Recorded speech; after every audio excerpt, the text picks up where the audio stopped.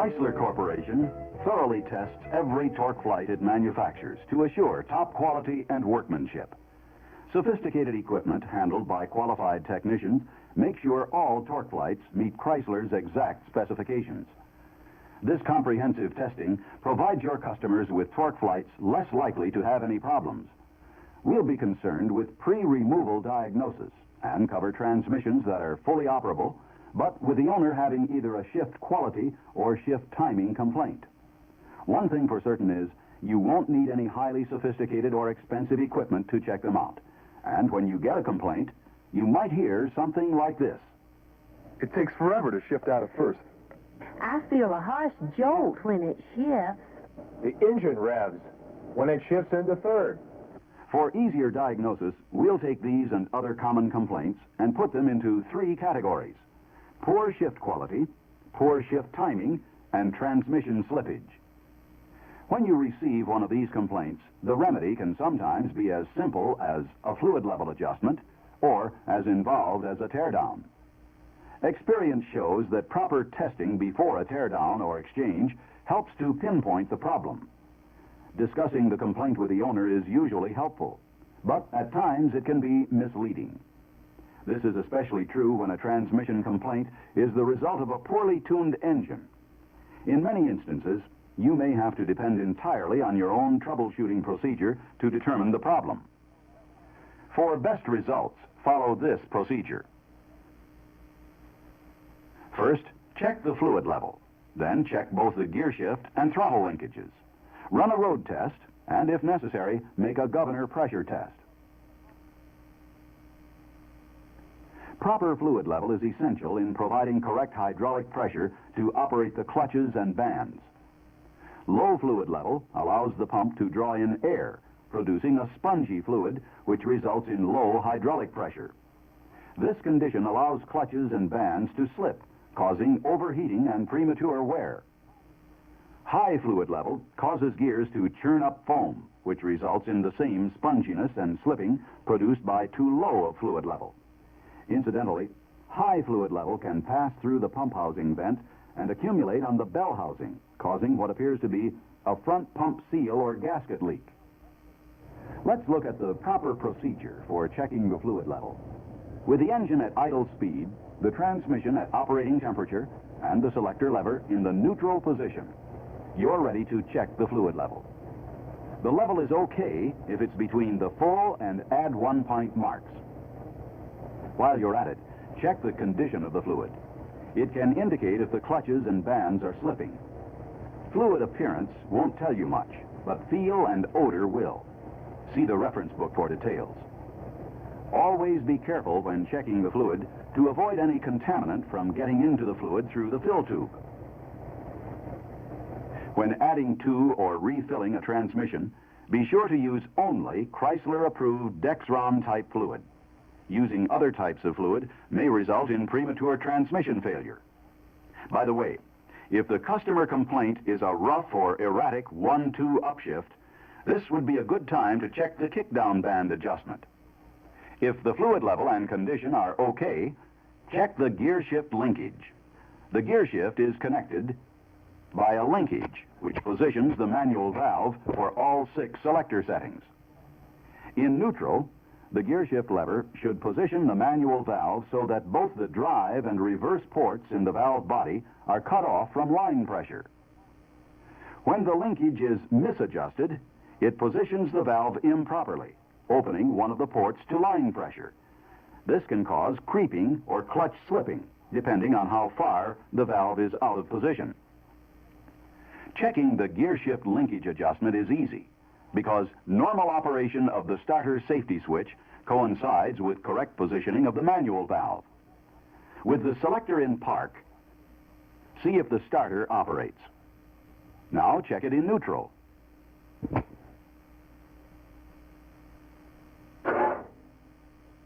Since it won't operate in park, a linkage adjustment is necessary.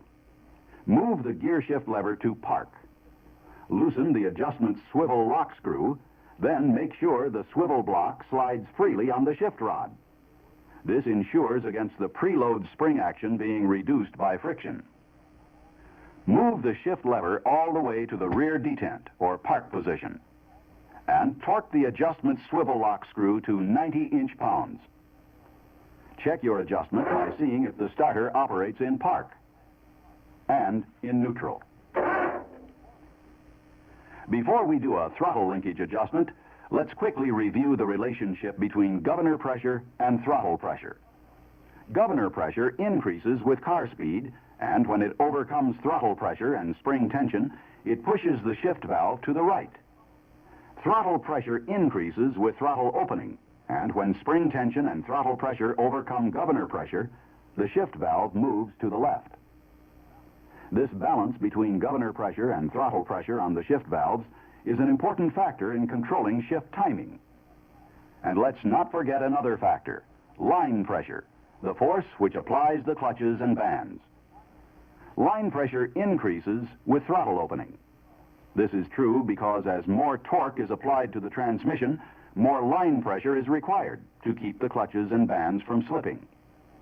Therefore, it's essential that both the accelerator linkage and the transmission throttle linkage settings be accurate for good shifting.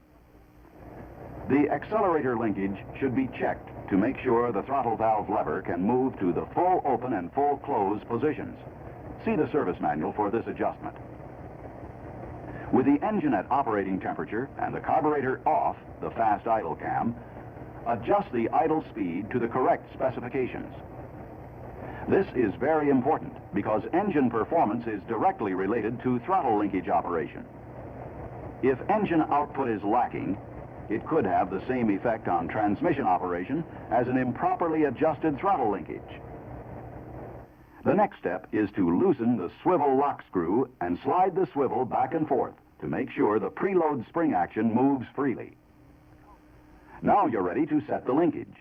If you set it too long, it opens the throttle valve more than it should for a given car speed.